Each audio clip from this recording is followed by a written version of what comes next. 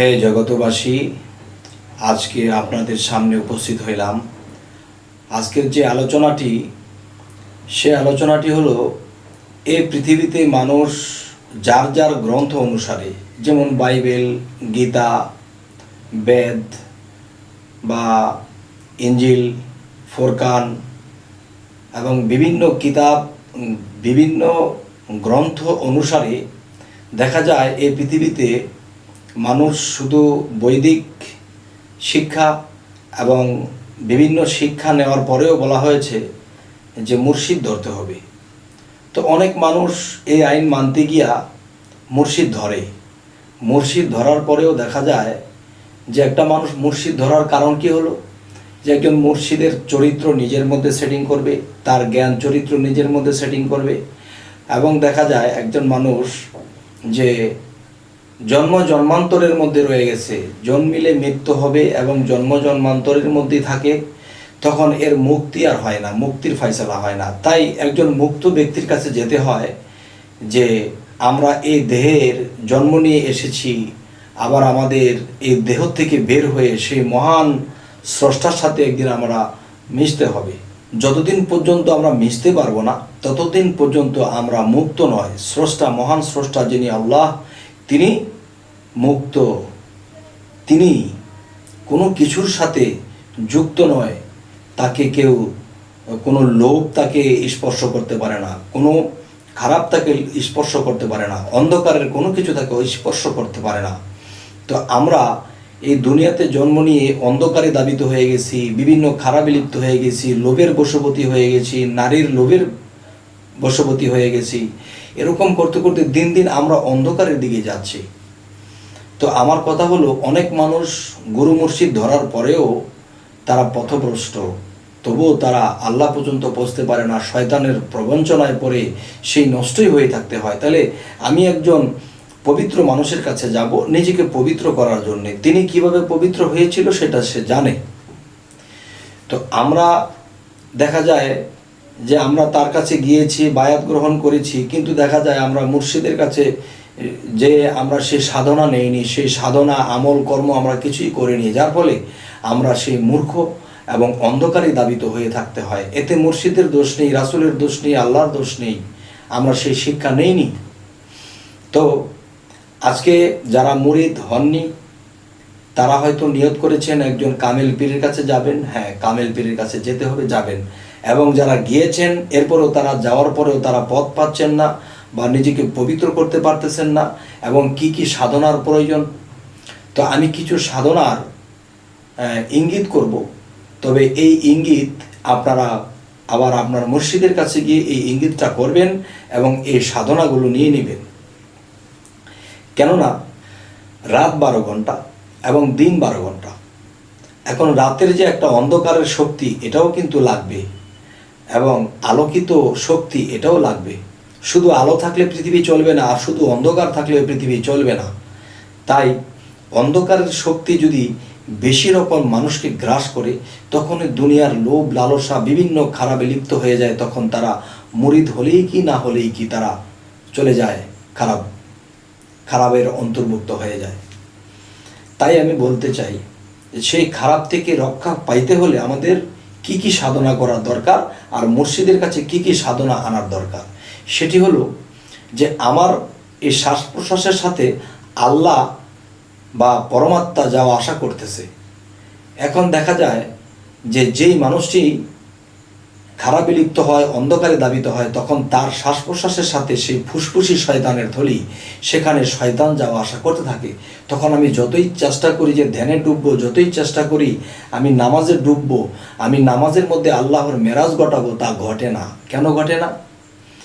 যে আমি সেই সাধনার ইঙ্গিতগুলো বলে যাব, আপনারা এই সাধনগুলো যার যার মুর্শিদের কাছে নিয়ে নেবেন, আর না হয়তো কিন্তু কোনো লাভ হবে না। শয়তানের প্রবঞ্চনায় পড়ে পড়ে জীবনে অন্ধকারই দাবিত হয়ে যাব, সে আলোর দিশারি আর পাবো না, সে আলোতে আর মিশতে পারবো না।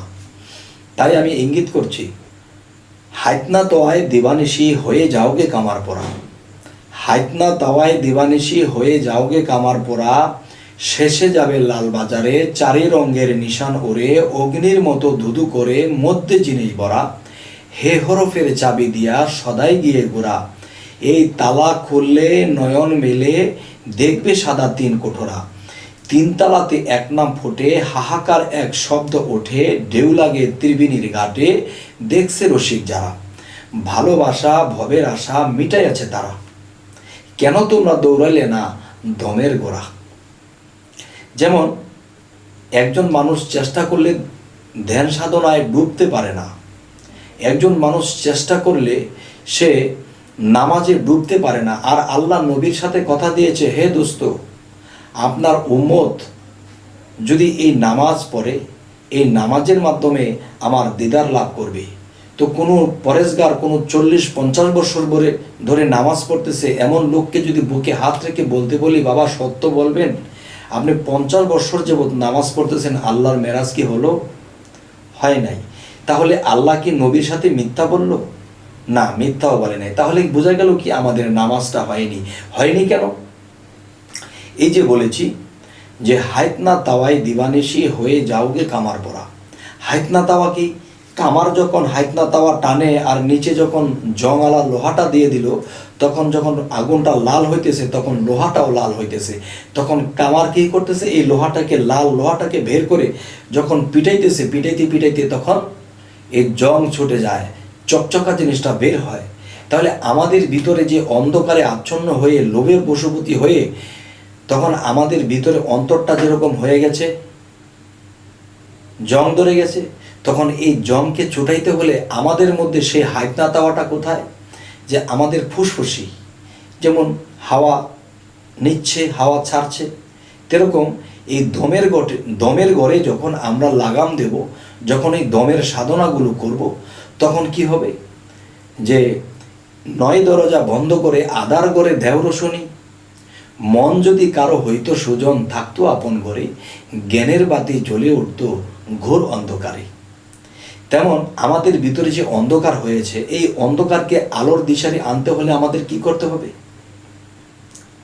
যে হাইতনা তাওয়াই দিবানিশি হয়ে যাওগে কামার পড়া, যে আমি প্রত্যেকটা দমে দমে আমি সেই নাম নিতেছি, আমার মুর্শিদ যে নামটা দিয়েছেন সেই নামটা আমি প্রত্যেকটা দমে দমে নিতেছি, এবং দম আটকা দিয়ে 9টা দরজা বন্ধ করে দিয়ে যখন আমি সেই দমের চাপা দিতেছি, তখন দমের চাপা দিতে তখন দেখা যায় সেখানে যে দমের মধ্যে যে বাতাসের মধ্যে শয়তান মিশ্রিত ছিল, তখন শয়তান আর থাকতে পারে না, কারণ এখানে আলোর চাপ দেওয়া হচ্ছে মুর্শিদের রূপের সাথে, তখন শয়তান এখানে থাকতে পারে না।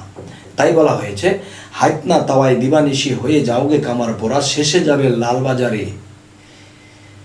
যাবে লালবাজারে চারি রঙের নিশানুরে, অগ্নির মতো ধুধু করে মধ্যে জিনিস ভরা, হে হরফের চাবি দিয়া সদাই গিয়ে গুড়া, এবার তালা খুললে দিব্য নয়ন মেলে দেখবে সাদা তিন কোঠরা, এবার 3 তালাতে এক নাম ফুটে হাহাকার এক শব্দ ওঠে, ঢেউ লাগে ত্রিবেণীর ঘাটে দেখছে রসিক যারা। তবে আজকের যে আলোচনাটি, যে এই দমের সাধনা কিভাবে করতে হবে, মানুষ মুর্শিদের কাছে গেছে, মুর্শিদ দেখেছে, মুর্শিদ তাকে দেখেছে, সে মুর্শিদকে দেখেছে, বাস 2-1 কথা শুনে এসে গেছে। না বাবা, একবারে না পারিলে দেখো শতবার। তাই মুর্শিদের কাছে যাও বারবার, গিয়ে তোমরা হতাশা না হয়ে সাধনগুলো চেয়ে নাও, এরপরে সেই সাধনগুলো বাড়িতে এসে করো।